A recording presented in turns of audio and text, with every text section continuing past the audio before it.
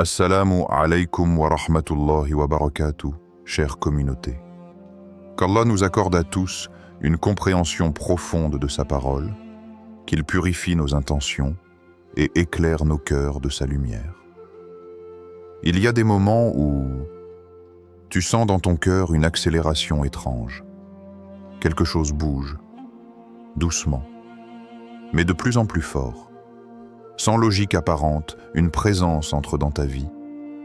Et dans le silence de ton âme, tu sens que ce n'est pas le fruit du hasard.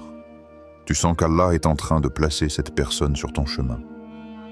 Avant de plonger dans cette réflexion spirituelle, je t'invite à t'abonner à la chaîne, à activer la cloche des notifications, pour ne rater aucune de nos prochaines vidéos qui explorent les mystères de l'âme, la sagesse du prophète et les signes d'Allah dans nos vies.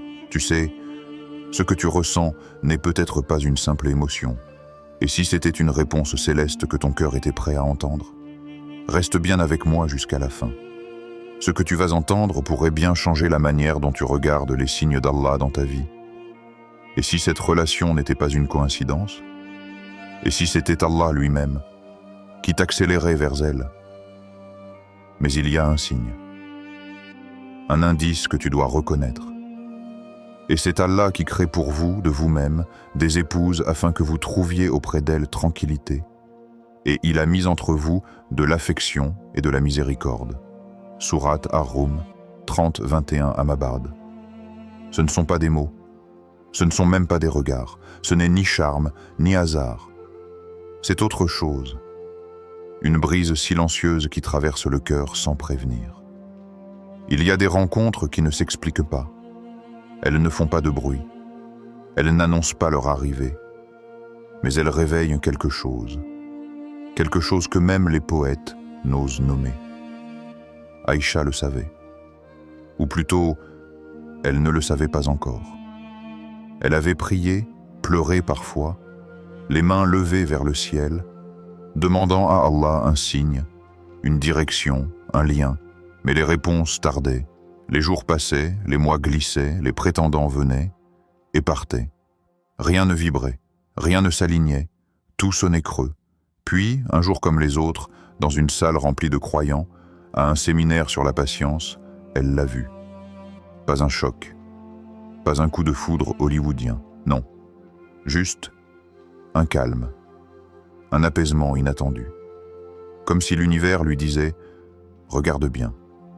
Et lui, il ne la fixait pas, il ne l'abordait pas, mais ses gestes, sa pudeur, son comportement, parlaient une langue que seul le cœur peut entendre. Aïcha dira plus tard, « Ce jour-là, j'ai senti mon âme s'incliner avant mon regard. » Et c'est ça quand l'invisible devient visible. Il arrive parfois qu'Allah te fasse ressentir une personne avant même que tu ne comprennes pourquoi.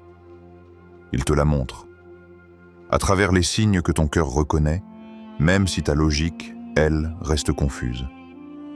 Car ce n'est pas le cerveau qui choisit celui ou celle avec qui ton âme peut prier. C'est Allah, Al-Alim, le savant, qui écrit la symphonie de deux cœurs, longtemps avant leur rencontre sur terre. Il l'a écrit, et il t'a placé au bon endroit, au bon moment. Tout était déjà orchestré depuis Al-Lawh al-Mahfouz. Il n'y a pas de malheur qui atteigne la terre ou vos personnes qui ne soit inscrit dans un livre avant que nous ne l'ayons créé. Sourate Al-Hadid 57-22. Mais tu sais, parfois on étouffe ses ressentis. On veut tout expliquer. On veut comprendre avant de ressentir. On dit « ce n'est pas rationnel ». On dit « je ne le connais pas ». Mais l'âme connaît avant que la langue ne parle. L'âme reconnaît ce que le corps n'a jamais vu. C'est pour cela que certains croisements de regards bouleversent une vie entière. Pas par attirance, mais par appel intérieur. Un appel que seul Allah permet d'entendre. Et toi, as-tu déjà ressenti cette sensation-là? Ce calme étrange, cette intensité douce, cette présence familière, comme si tu avais connu cette personne dans une autre vie, ou plutôt dans une autre réalité, une réalité avant la naissance, avant le monde, dans l'âme. Et tu sais quoi? Ce n'est pas un fantasme, c'est une vérité spirituelle, une rencontre préécrite. Car Allah a dit dans un hadith rapporté par Muslim, « Les âmes sont comme des soldats alignés. Celles qui se reconnaissent s'attachent les unes aux autres, et celles qui ne se reconnaissent pas se repoussent. Peut-être que ce que tu ressens n'est pas exagéré. Peut-être que ce ressenti est justement ce que tu dois honorer, pas pour fuir la logique, non, mais pour équilibrer ta foi et ta sensibilité. Car dans ce monde d'apparence, quand ton âme t'appelle, quand elle s'accroche à une énergie que tu ne peux nommer, c'est peut-être Allah qui te parle autrement, pas par mots, mais par synchronicité, par paix intérieure, par lumière discrète dans le noir. Et ce qui est encore plus étonnant, c'est que plus tu te rapproches d'Allah, plus tu entends ses appels. Ils deviennent plus nets, plus réels, plus doux, parce que ton âme purifiée devient plus sensible à ce qui est céleste, et elle capte ce que ton ego aurait ignoré. Alors dis-moi, frère, sœur, quand la dernière fois que tu as ressenti quelque chose de fort sans explication, as-tu prié pour comprendre? As-tu demandé à Allah si c'était un signe ou une épreuve? As-tu demandé, Ya Rab, est-ce toi qui me parles par cette émotion ou est-ce juste mon cœur impatient? As-tu osé écouter plutôt que fuir? Parce que parfois, ce que tu ressens n'est pas une illusion. C'est une invitation, une promesse écrite qui attend d'être vécue. Parfait. Voici la partie 2, l'accélération divine. Ce n'est pas la vitesse, c'est la fluidité, développée avec un style unique, différent de la partie précédente. Le ton ici est posé, fluide et contemplatif, comme une rivière guidée par la main d'Allah. Cette section est construite autour de la notion de confiance dans la rapidité naturelle des plans divins, sans confusion ni peur. Une histoire prophétique est intégrée, des réflexions profondes, des versets du Coran et des questions puissantes captivent le spectateur jusqu'au bout. Ce n'est pas une course, ce n'est pas une précipitation, ce n'est pas une urgence émotionnelle, c'est un courant invisible qui te porte. Quand Allah unit deux cœurs, il ne pousse pas, il facilite, il n'oblige pas, il harmonise. Tout devient limpide, fluide, comme une mer calme dans laquelle l'âme s'abandonne. Ce n'est pas la vitesse qui étonne, c'est l'absence de résistance. C'est cette impression étrange que tout s'ouvre. Pas de barrière, pas de doute qui ronge, pas de mur, seulement des portes, des oui, des acceptations.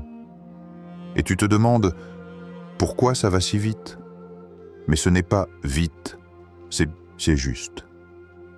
La rencontre de Moussa, alayhi salam, avec celle qui deviendra son épouse en est l'un des plus beaux exemples.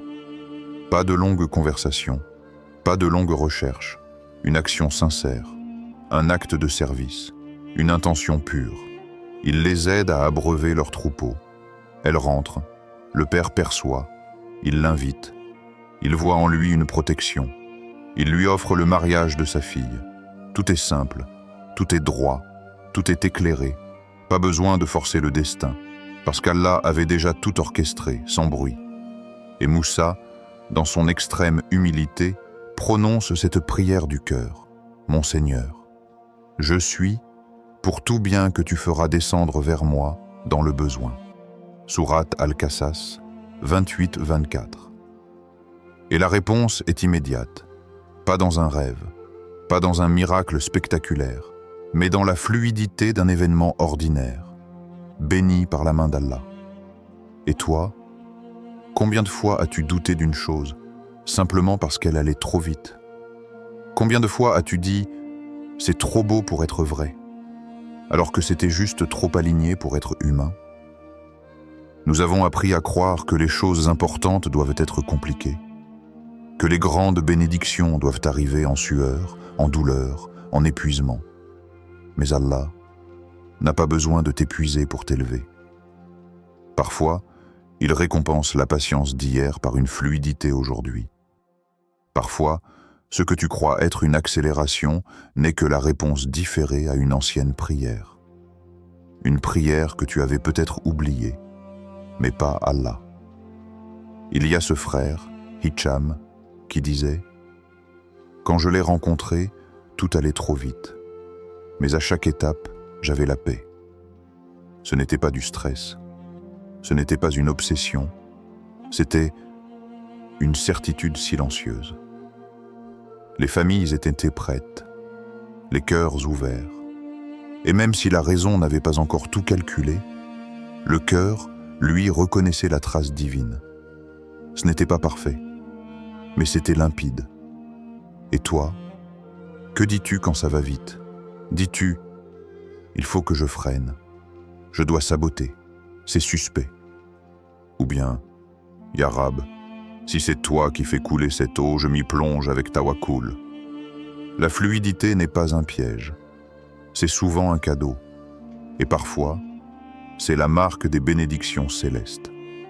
Souviens-toi de cette parole d'Allah.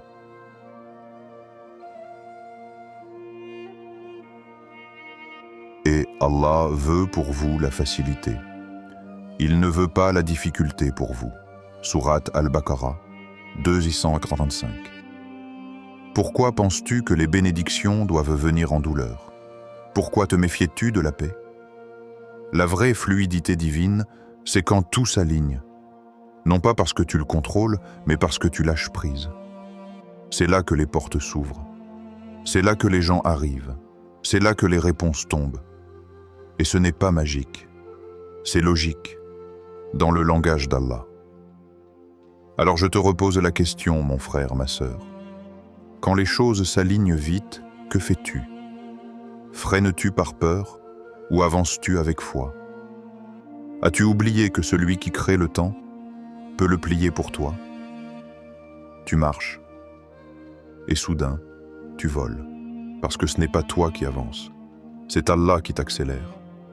Avant que la lumière n'entre, Allah passe parfois par les ruines, il casse les illusions, il arrache les masques, il laisse tomber ce que tu croyais tenir fermement. Et au début, tu penses qu'il t'a abandonné. Tu penses que l'amour n'est pas pour toi. Tu dis « J'ai trop fauté, j'ai trop perdu, je ne mérite plus ». Mais ce que tu ignores, c'est que cette douleur n'est pas une punition, c'est une purification. Allah ne construit pas des liens éternels sur des cœurs sales. Il purifie avant d'unir. Yassine, ce frère au passé chargé. Il était tombé dans tout ce qu'un cœur peut absorber de sombre. Il n'avait pas grandi dans la lumière. Il avait connu l'interdit, les relations hors mariage, les prières absentes, les nuits sans but. Et pourtant, un jour, au milieu du chaos, il a craqué. Pas de manière spectaculaire, juste une larme, un astaghfirullah presque silencieux, un petit repentir, fragile, timide, vrai. Et là, tout a changé. Il n'a pas vu la transformation en un jour, mais en quelques mois, il est devenu un autre. Il a nettoyé son cœur, ses yeux, ses pensées, et Allah l'a vu. Il ne s'est pas contenté de prier pour une femme pieuse. Il s'est battu pour devenir un homme pieux. Et quand il fut prêt, sincèrement, profondément prêt, Allah fit entrer dans sa vie une sœur au passé différent, mais à l'âme semblable, pas parfaite, mais réconciliée avec Allah. Et surtout, prête à grandir avec lui, ensemble. Allah dit, certes, Allah aime ceux qui se repentent et ceux qui se purifient. Sourate Al-Baqarah, 2:222. Tu sais ce que cela signifie? Cela veut dire que le repentir n'efface pas seulement ton péché. Il attire l'amour d'Allah. Et quand Allah t'aime, il t'élève. Et quand il t'élève, il t'offre des liens bénis. Pas des relations toxiques, pas des attachements qui te brisent, mais des unions qui t'élèvent vers lui. Mais il y a une vérité que peu veulent entendre. Avant de demander une personne, t'es-tu préparé à être la bonne personne? Ce que tu demandes à Allah, tu dois être capable de le porter. Tu veux une épouse douce, pieuse, stable? Es-tu un homme style, patient et guidé?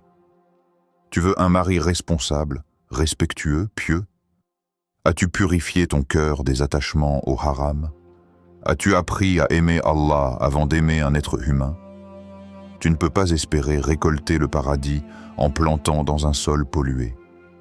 Tu dois d'abord déblayer, nettoyer, nourrir. Et ensuite, Allah te confiera une graine pure. Une relation bénie. Il arrive que tu sois dans une phase de vide, de solitude. Mais ce n'est pas un rejet. C'est une mise en quarantaine. Allah t'isole parfois pour te reconstruire. Et toi, au lieu de patienter, tu cherches à combler ce vide avec des liens faibles, des attachements temporaires, des noms sans âme, des échanges sans direction. Mais Allah veut t'offrir un lien éternel. Alors, il teste ton cœur. Il observe. Vas-tu lui faire confiance? Vas-tu t'élever? Vas-tu te purifier? Ou vas-tu courir de l'un à l'autre, jusqu'à t'épuiser encore? Il y a un secret. Quand tu purifies ton cœur, tu changes ton attractivité spirituelle. Tu attires ce que tu es devenu. Un cœur purifié attire un cœur purifié. Un esprit tourné vers Allah attire un autre qui chemine dans la même direction. Une personne sincère et soumise reconnaît instinctivement la sincérité de l'autre. Tu n'as même pas besoin de parler. La pureté se reconnaît dans le silence. Alors écoute bien. Avant de prier pour un mariage, avant de pleurer pour une personne, avant de dire « je veux », regarde ton cœur, regarde ton âme, regarde ta relation avec ton Créateur. Allah ne t'enverra pas quelqu'un pour combler ton vide. Il t'enverra quelqu'un quand ton vide sera comblé, par lui. Et quand il verra que tu ne cherches plus un humain pour apaiser ton cœur, mais que ton cœur est déjà apaisé par sa présence, alors il dira « Maintenant, je t'accorde quelqu'un qui marchera avec toi vers moi. » Il y a des choses que l'œil ne peut expliquer, des rencontres qui définissent des statistiques, des visages qui nous semblent familiers alors qu'on ne les a jamais vus, des rêves si clairs, si précis, qu'ils restent gravés dans le cœur des années durant. Est-ce que de l'imagination? Est-ce une simple coïncidence? Ou est-ce un murmure divin, une lumière déposée dans l'âme comme une boussole que seul Allah peut activer? Asma se posait cette même question. Elle avait fait un rêve étrange, un homme debout sous un ciel voilé. Elle ne distinguait que partiellement son visage, mais elle se souvient de ses yeux, profonds, paisibles, d'une sincérité inhabituelle. Il ne parlait pas, mais son regard disait « Je suis là, attends ». Elle se réveilla bouleversée. Ce n'était pas un rêve ordinaire. Il avait une présence, une empreinte. Elle n'en parla à personne. Elle se contenta de noter ce visage dans son cœur et de continuer sa vie. Un an plus tard, lors d'une conférence islamique, elle le vit. Pas son sosie, lui, le même regard, le même calme, le même sourire. Elle gela sur place. Ce n'était pas un coup de foudre, c'était une reconnaissance. Ils n'échangèrent que quelques mots par le biais de responsables religieux, mais tout, ensuite, s'aligna. Le dialogue, le respect, la pudeur, la famille. Aujourd'hui, ils sont mariés et parents. Que dit-on de ces moments? Des rêves qui précèdent la réalité, des sensations qui n'ont pas de logique, des prémonitions douces, sans drame, qui semblent simplement justes. Allah dit dans le Coran, « Il n'est pas donné à un être humain que Dieu lui parle autrement que par révélation, de derrière un voile, ou qu'il envoie un messager. » Sourate Ash-Shura, 42, 51. Certains rêves sont des voiles levés. Certains ressentis sont des réponses, pas dans le bruit, mais dans la paix. Le prophète a dit dans un hadith authentique, « Le bon rêve d'un croyant est une des 46 parties de la prophétie. Sahih al-Bukhari. Ce n'est pas rien. C'est une lumière offerte par Allah à certains cœurs réceptifs. Pas pour qu'ils fuient la réalité, mais pour qu'ils s'y préparent avec foi. Lorsque tu veux le halal, Allah te soutient. Il t'ouvre des portes que toi-même tu n'aurais jamais osé frapper. L'histoire de Karim et Noura en est le miroir. Ils étaient de milieux très différents. Rien ne semblait compatible, mais ils ont prié, consulté, placé leur confiance en Allah. Et les cœurs ont changé. Les familles ont accepté. Ce qu'aucune logique ne permettait, la foi l'a permis. Et quiconque place sa confiance en Allah, il lui suffit. Sourate At-Talaq 65:3. Te bats-tu avec tes forces, ou as-tu remis ton affaire à celui qui ne dort jamais? Observe cette personne. Rappelle-t-elle Allah? Te pousse-t-elle vers la prière ou vers les passions? T'apaise-t-elle ou t'éloigne-t-elle de toi-même? Lorsque c'est Allah qui met une personne sur ton chemin, cette relation te tire vers lui. Pas vers le vide. Les croyants et les croyantes sont alliés les uns des autres. Ils ordonnent le convenable, interdisent le blâmable, accomplissent la salah. Sourate At-Tawbah 9:61. Est-ce que cette relation est une élévation ou une distraction? Tu peux prier pour cette personne.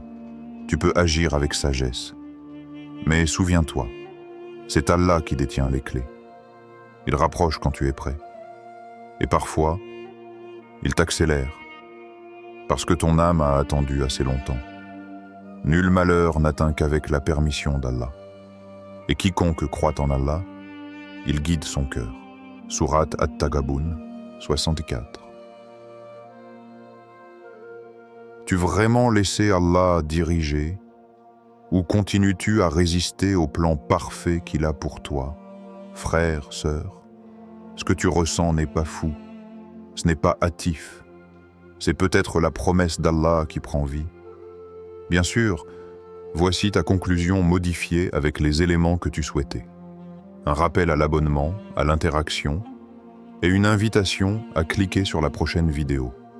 Le tout en gardant un ton doux, spirituel et engageant. Mais tu dois être attentif. Tu dois purifier ton intention. Tu dois rester connecté à Allah. Et si ce lien est véritable, il se manifestera dans le bon moment, avec fluidité, avec paix, avec foi. Et votre Seigneur dit, « Invoquez-moi, je vous répondrai. » Sourate Ghafir 40:60. Qu'Allah te guide vers la personne écrite pour ton âme, qu'il unisse vos cœurs dans la lumière, la pudeur et la foi. Avant de quitter cette vidéo, n'oublie pas de t'abonner si ce n'est pas encore fait, de liker pour soutenir ce message et de partager en commentaire ce que tu ressens. Tu peux simplement écrire « Allahu Akbar » pour que ton cœur parle à travers la louange d'Allah. Et maintenant, clique sur la vidéo qui s'affiche à l'écran. C'est un message qui pourrait encore approfondir ta connexion avec ce que ton âme attend.